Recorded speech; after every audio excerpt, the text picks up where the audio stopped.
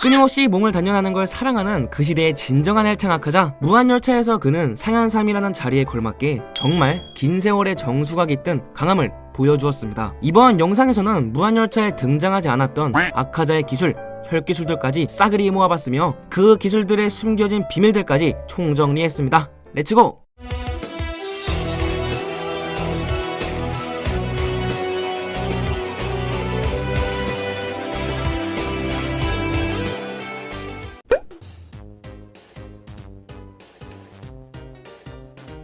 혈기술을 알아보기 전 방울깨기란 기술부터 알아보자고요. 이는 아카자가 인간 시절부터 가장 자신 있어 한 특기로 내리치는 검의 측면을 때려 검을 반갈죽 시켜버리는 시원시원한 기술입니다. 아카자는 이 기술로 연옥을 사용한 쿄주루의 검을 자신의 목 쪽에서 몸 쪽으로 틀리도록 쳐냈으며 기후의 일륜도를 두 동강 내기까지 하죠.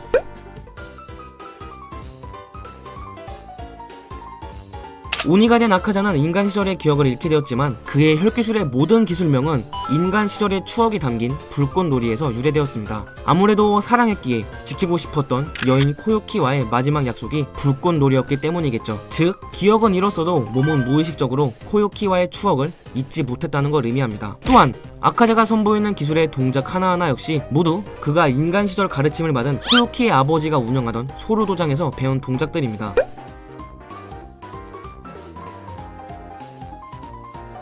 아카자가 본격적으로 전투에 임할 때 가장 먼저 사용하는 혈기술 바로 파괴살 나침입니다. 쿄주루와의 전투에도 기유 탄지로와의 전투에도 이 나침을 전개하며 싸움을 시작했죠. 상대방의 투기를 감지하여 공격의 위치를 예측, 또한 자신의 공격의 정밀도를 떡상시키는 일종의 버프기라고 보시면 되는데요. 참고로 나침의 눈꽃 모양은 코요키가 쓰던 머리 장식으로 이 역시 인간 시절을 무의식적으로 잊지 못했음을 나타냅니다. 나침 위에는 총 12개의 한자들이 적혀있음을 알 수 있는데 이는 1부터 12까지의 숫자를 한자, 가전자로 표기한 것이며 12개의 한자가 적혀있는 것은 실제로 사주팔자에 존재하는 12신살에서 유래한 것으로 보이네요.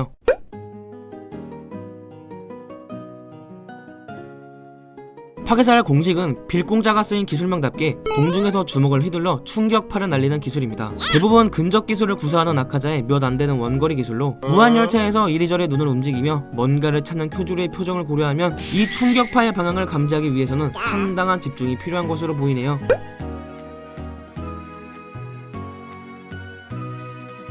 파괴살 난식은 주먹을 무수히 많이 연타하여 어지러울 정도로 눈앞을 가리는 방대한 양의 충격파를 날리는 기술입니다. 쿄주루는 화염의 호흡 5형 염호로 난식을 뚫어냈으며 기유는 물의 호흡 11형 잔잔한 물결로 난식을 튕겨냈죠.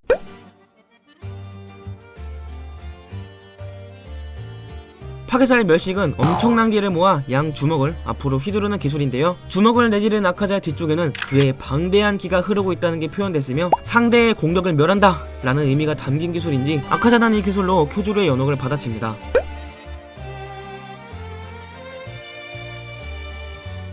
파괴살 각식은 총 3가지 유형의 기술로 나뉩니다. 뒤올려차게 관선알, 날려차게 유성군광, 위로 올려차게 비흉성 천년. 또한 이 3가지 기술은 다리 각자가 쓰인 기술명답게 모두 다리, 발 공격을 구사하는 동작으로 이루어져 있죠.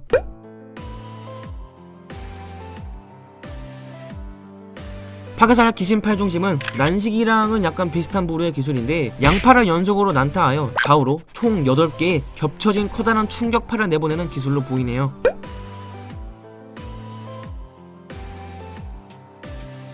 파괴살 세식은 위에서 내리치듯 아래의 바닥을 주먹으로 강타하여 충격파와 함께 순식간에 바닥을 박살내버리는 기술입니다.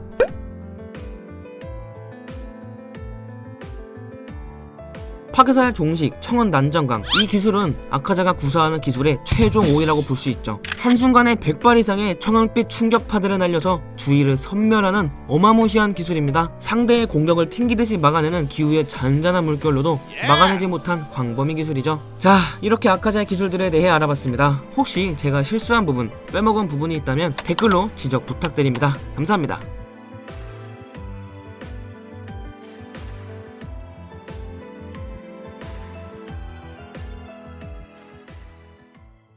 무한열차편 최종 보스 12기월 상현의 3 핑크머리가 매력적인 인물 오니가 되지 않으면 죽인다 영업의 달인 아카자 그에 관한 몰라도 되고 알아도 되는 TMI들 지금 바로 시작합니다. 렛츠고!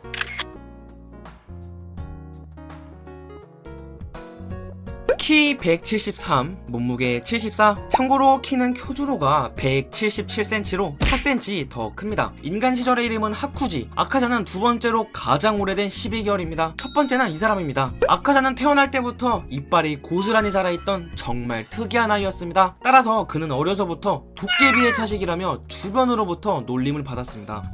근데 진짜 도깨비가 돼버렸네. 아카자는 다른 몇몇 상현들과 함께 하연일의 엠모를 비웃은 적이 있는 모양입니다. 이 때문에 죽어가던 엠모의 회상에서 비웃는 그들의 모습이 나오기도 했고, 엠모는 힘을 길러서 상현 자리에 교체 혈전을 도전할 계획을 가졌죠. 아카자의 몸의 파란 문신은 과거의 제인의 표시로 인간의 몸에 남긴 문신입니다. 인간 아카자는 이 문신을 팔에만 새기고 있었지만 오니가 된 후 계속하여 죄를 지은 결과 온몸에 퍼졌다고 하네요. 공짜 문신 게이드. 아카자가 가장 자신 있어하는 기술, 그것은 혈기술도 수식도 아닌 바울깨기란 기술입니다. 검의 측면을 아주 강하게 내리쳐 두동강 내버리는 그런 기술입니다. 그가 인간 시절부터 가장 자신 있던 기술이죠. 아카자는 오니가 됐음에도 오니보다 인간을 더 좋아합니다. 물론 먹는 의미에서 좋아하는 게 아니라 그들과 이야기하고 대련하는 걸 좋아했죠. 쿄주로 제발 오니가 돼줘.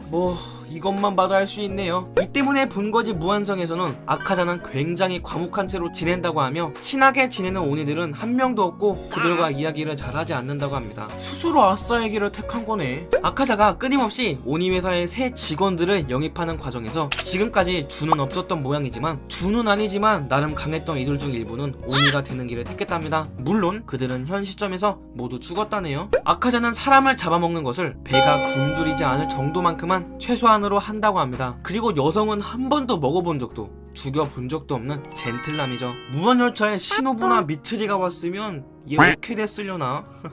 식인을 거의 하지 않는 아카자가 강해지는 방법은 오로지 끊임없는 단련뿐이었습니다. 시간이 날 때면, 무잔의 임무가 없을 때면 매번 단련만 죽을 만큼 해왔다네요. 그니까 그 시대의 진정한 헬창이랄까? 아카자가 직장 상사 무잔에게 가지던 감정은 아무것도 없었습니다. 명령을 내리는 자, 따라야 되는 자, 그리고 운동 시간을 방해하는 자, 그것뿐이었죠. 여성을 먹지 않는 아카자는 무잔으로부터 엄청난 비난과 욕설을 세트로다가 가득 먹게 됩니다. 다행히 성실히 단련하는 그의 모습이 마음에 들었던 무잔은 그가 여성을 먹지 않는 걸 결국 눈 감아주게 됐다네요.